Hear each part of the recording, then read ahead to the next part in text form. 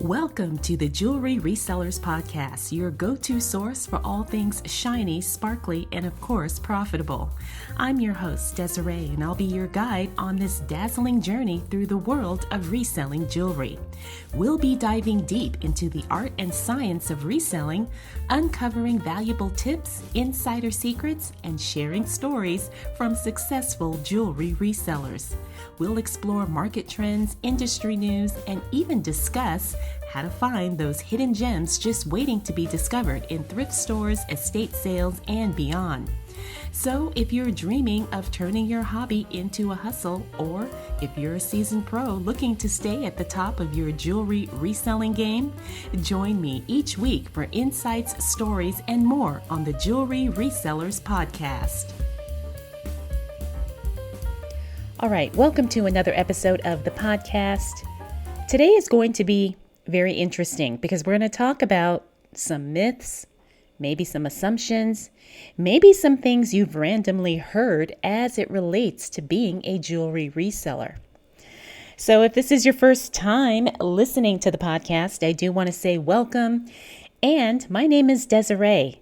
And I am really excited that you are here because I think this is definitely going to be a fun topic. And I think it's going to get you thinking because some of these things we may have heard, some of these things maybe people have tried to, I don't want to say argue, but you know how when people try to make a point and so they will throw things out there that may or may not necessarily be accurate. So that's what we're going to talk about today. We're going to talk about 8 myths as it relates to being a jewelry reseller or having a jewelry reselling business, because there's a lot of misconceptions about what we do. And let me tell you how the idea for this topic came about. So I was talking to someone the other day, and she's not a reseller at all. As a matter of fact, she doesn't really understand the business of reselling. And I don't know if she is even into like thrifting or yard selling or anything like that. She has a regular corporate job and that's her thing. And that's fine. But when we were talking about my podcast, because, we were catching up. And so I had shared that I had started a podcast and I'm still doing the reselling thing. Her first, question was, well, can you actually make money at that? Because she doesn't understand. She doesn't understand that this is something people do and that this is something that people like us do full time. At least some of us do. So we got to talking and we went back and forth a little bit. I mean, it wasn't an argument or anything like that, but she just did not understand. And she had all of these ideas about what jewelry reselling is. And a lot of it was just plain wrong or totally off the mark. So I said, you know what, let's talk about this. Let's talk about this and figure out what actually is true when it comes to jewelry reselling, having a jewelry reselling business, being a jewelry reseller at whatever level you're at. It doesn't matter because we're all trying to make this work in some way, shape, or form.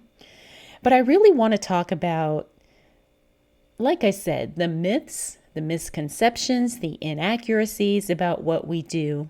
And some people have these unrealistic visions about what a jewelry reselling business is when they get started. And then they learn once they really get into doing this, that it's not exactly what they had thought it was.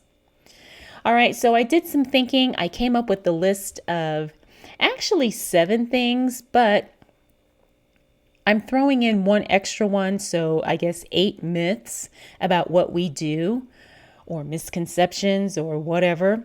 And so I wanted to talk about those and then let me know what you think. Do you think that people have this, these ideas about jewelry reselling? Do you think people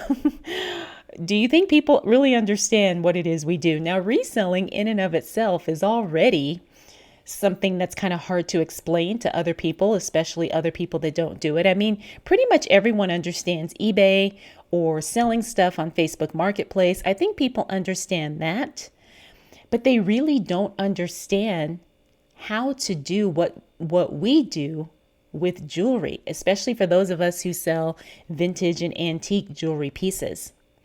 All right, so let's go ahead and get started. Now, the jewelry reselling business, just like any other trade or business, is surrounded by a lot of misconceptions, like I said. And sometimes people who do want to get into this,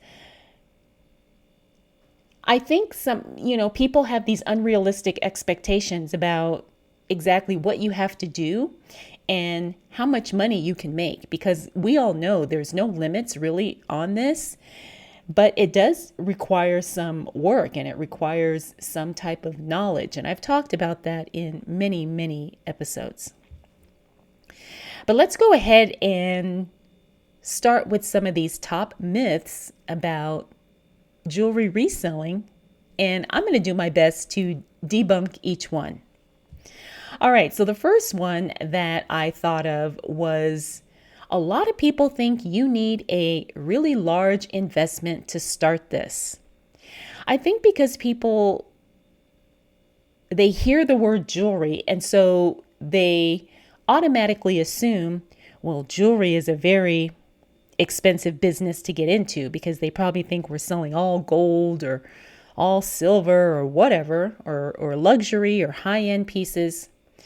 So one common myth is that starting a jewelry reselling business requires a significant upfront investment. Now, while having capital upfront can help, many successful resellers start small. And I put myself in this category. They begin by sourcing undervalued pieces from estate sales, thrift stores, online marketplaces. And then we gradually build our inventory and business with careful reinvesting of our profits. And we're also building our knowledge too as we're doing this, right? So, and I know for me, I started with my own personal jewelry. That's how I really got started doing this, because I had a lot of jewelry. And so it didn't cost me anything, because the jewelry I was selling when I first started was my own. So I didn't have to source it or anything. So you don't need a large investment to start. Now, I'm not saying if you have an investment, if you have the money up front to go ahead and start this, I'm not saying that it won't work, but it's just not necessary, right? It's not necessary to have a lot of money up front in order to start a jewelry reselling business. All right, so that's number one. All right, the second thing I thought about was that a lot of people think only luxury jewelry is profitable. And that's kind of like when I was talking with my girlfriend, she didn't understand that selling pre-owned vintage jewelry pieces can sometimes be way more profitable than selling luxury jewelry pieces. Now, of course, that's not always, but in her mind, she only thought of gold, silver, diamonds, that kind of thing.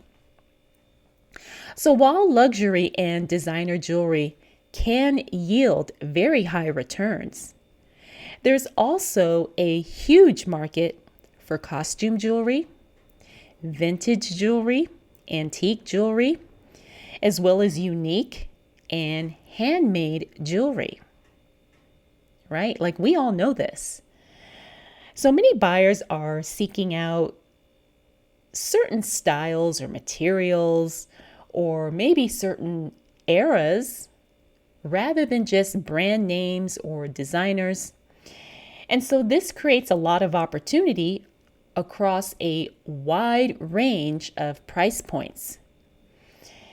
So this definitely is not true. It's not only luxury jewelry that is profitable. And we all know that, right? But that's what a lot of people think, especially people who don't do or understand what we do.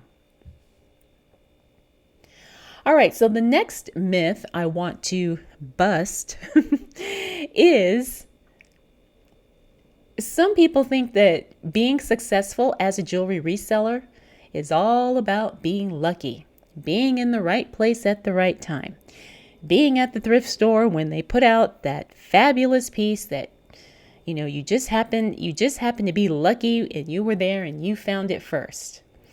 Now, I'm not saying that can't happen, but that is not what makes a successful jewelry reselling business. And anybody who's done this for any length of time will tell you that.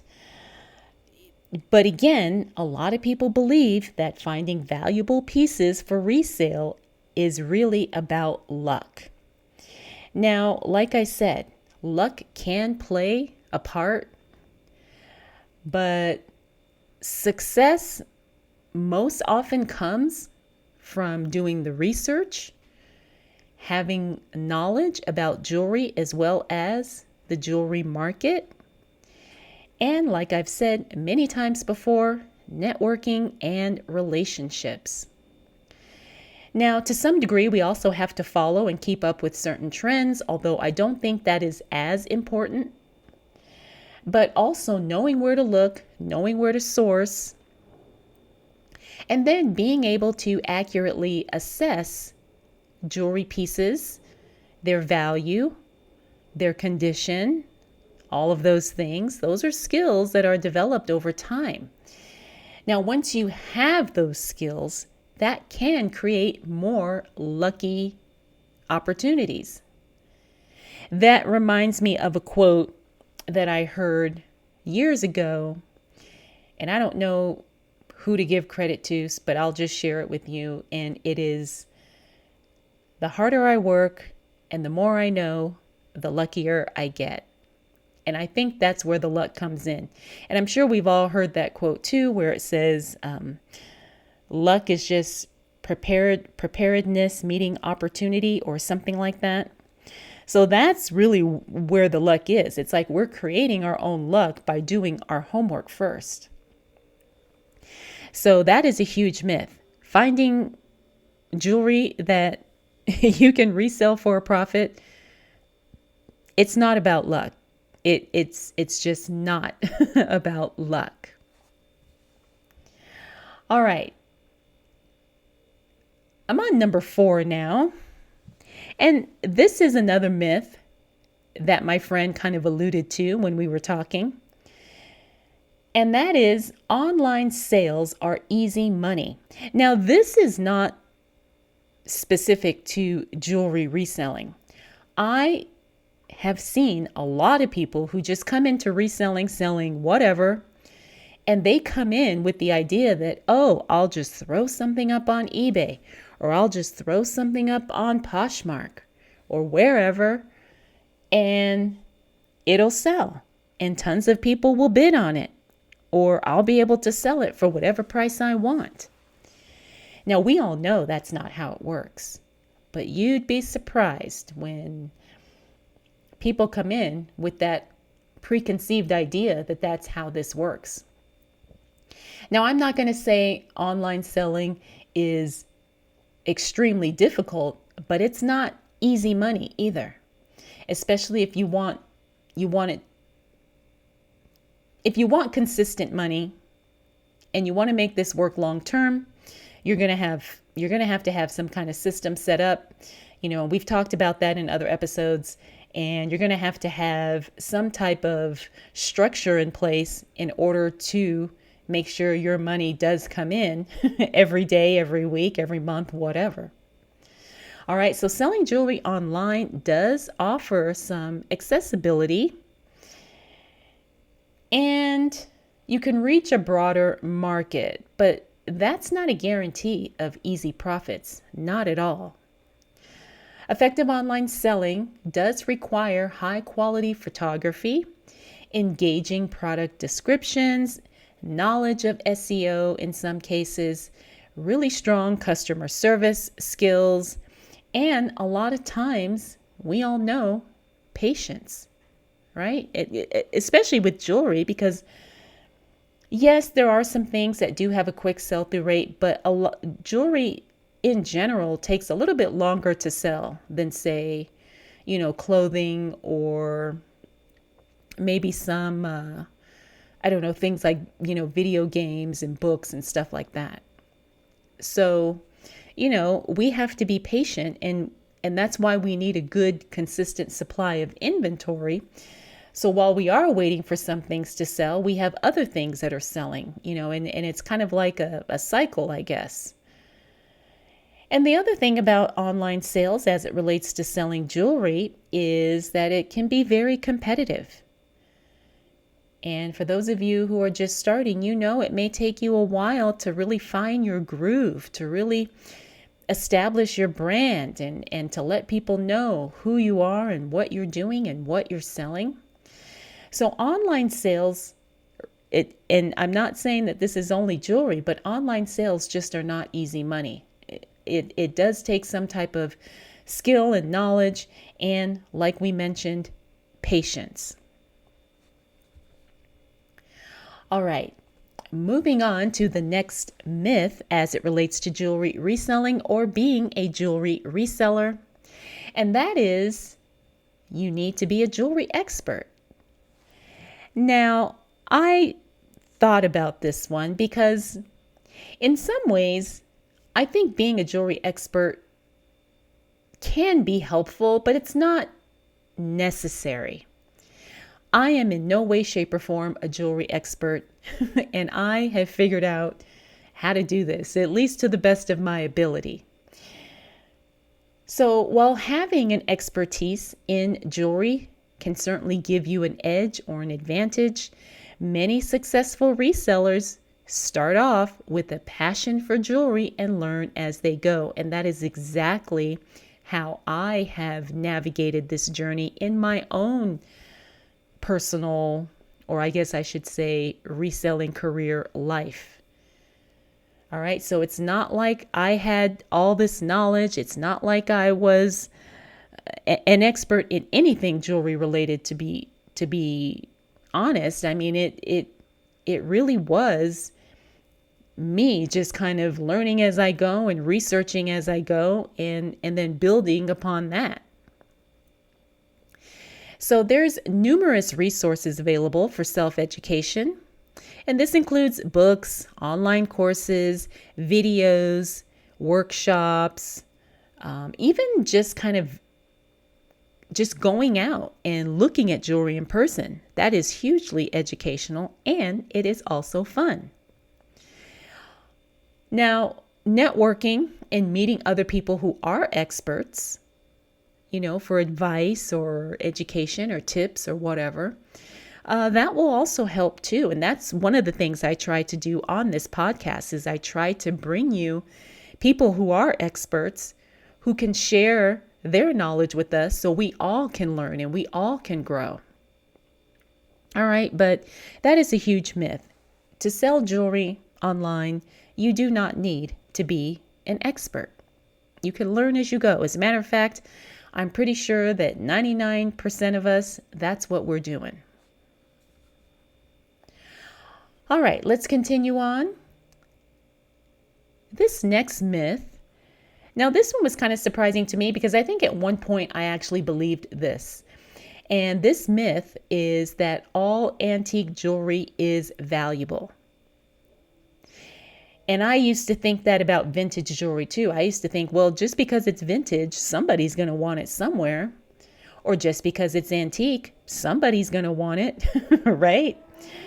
That's not entirely accurate. That's not entirely true. And I've made mistakes with this because I have purchased some things that were vintage, and and this was as recently as a year ago, where I just thought, wow, these are some really nice vintage pieces. Everybody's going to want this stuff. And that just was not the case. It just was not the case for me. So just because a piece of jewelry is old doesn't automatically make it valuable.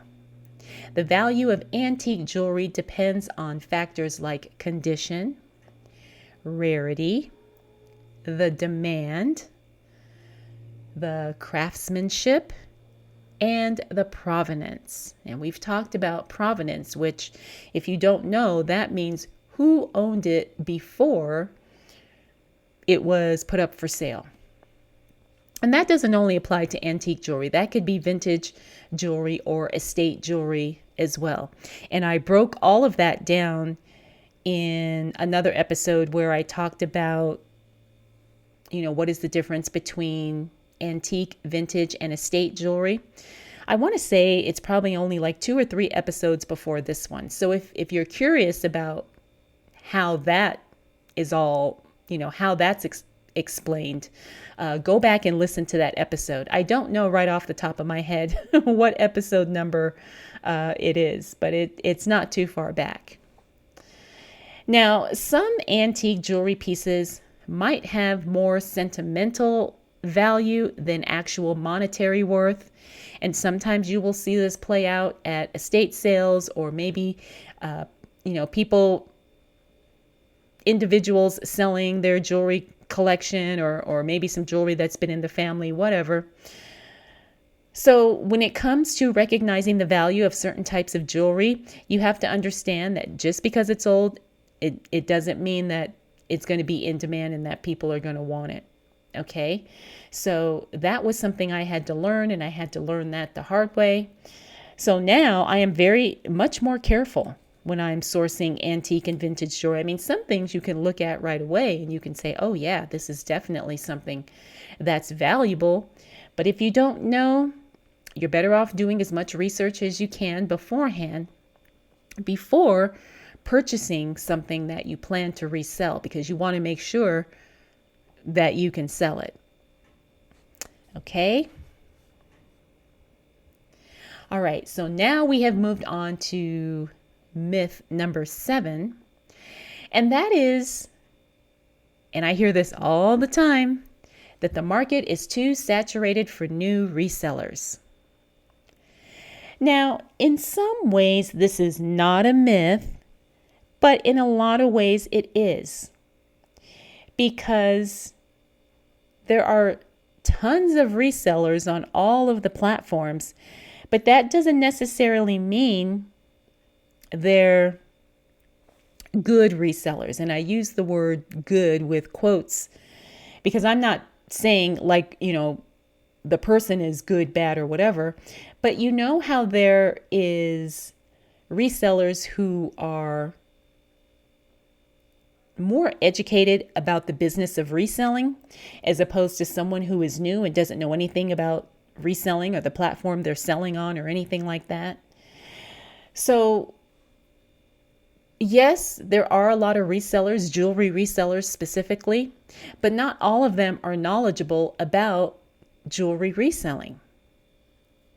Right? So the competition, yes, it's out there, but it may not be as strict. Well, it may not be as tough as you think. All right. While the jewelry reselling market is very competitive, I'm not saying it's not. Saying that it's too saturated overlooks the constant demand for jewelry and the ever-changing trends that create new opportunities.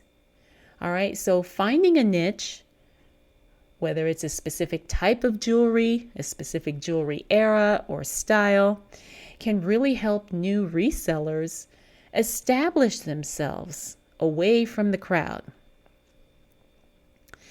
So I hope that that's encouraging for those of you who are new, because sometimes it's just about doing something different than what everybody else is doing. Or sometimes it's about just being the one who knows the most. There's a lot of ways you can give yourself an advantage as it relates to doing this. Okay. And depending on what your skills are, what your strengths are, you want to figure out what that is for you and how you can apply it to being a jewelry reseller. Okay. So those are the main myths that I thought of after I had that conversation with my friend. But then I thought about this one, and so I'm making this one number 8 because I know this technically may not apply to a lot of us. But number 8 is that there's a myth that physical stores are no longer viable when it comes to jewelry reselling. Now, I know a lot of us do not sell in brick and mortar stores. I get that. But some of us want to do that. Some of us want to have little jewelry boutiques, or maybe we would like to sell our jewelry on consignment in little stores or whatever. Maybe some of us want to open up our own jewelry store, our own pre-owned jewelry store, whatever the case may be. So with the rise of online marketplaces, there is a myth that brick and mortar stores for reselling jewelry are a thing of the past. However, for those of you who maybe have long-term visions or long-term goals of doing this, physical stores can offer benefits like personal customer service, the ability for buyers to see and try on the jewelry in person, and the immediate gratification of making the sale right then and there. So combining online and physical sales can create a much more robust business model, right? And this can be something that you can do even temporarily, because if you saw the episode I did with Vanessa from Vanessa's Vintage, she does these little pop-up shops, and they are in the store, I think it's called West Elm. So she has an online business where she sells her vintage jewelry, but then I think a couple times a month or something like that, she sets up in these stores. And so even though it's not her opening up her own store, it's kind of the same thing where she's there in person showing her jewelry pieces and she's making sales. Now, I'm not sure how it's set up, like if she just handles the purchase herself or if it's done through West Elm. I don't know how that part works, but I think that's really nice that she has her online store and then she has these little pop-up shops that she does every once in a while. And I know people who do that here locally in Las Vegas too, because we have these like crafter fairs or craft shows or whatever. And so there's people who sell online, but then they come out to these craft shows and these craft fairs on the weekends, and they set up a table with their jewelry there, right? So you can definitely kind of make a hybrid model of selling your jewelry online and in person. You just have to figure out how it's going to work for you, obviously what you can handle and what you have time to manage. But I just wanted to throw that out there because a lot of people think that stores are going away or that selling in person or in a store is not as profitable.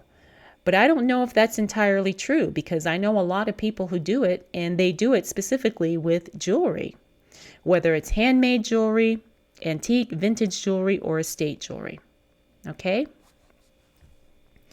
So those are the myths that I believe are I guess I should just say not true. And I'm going to go over them again, right? So myth number 1 was that you need a large investment to start. We already talked about that. That's definitely not the case.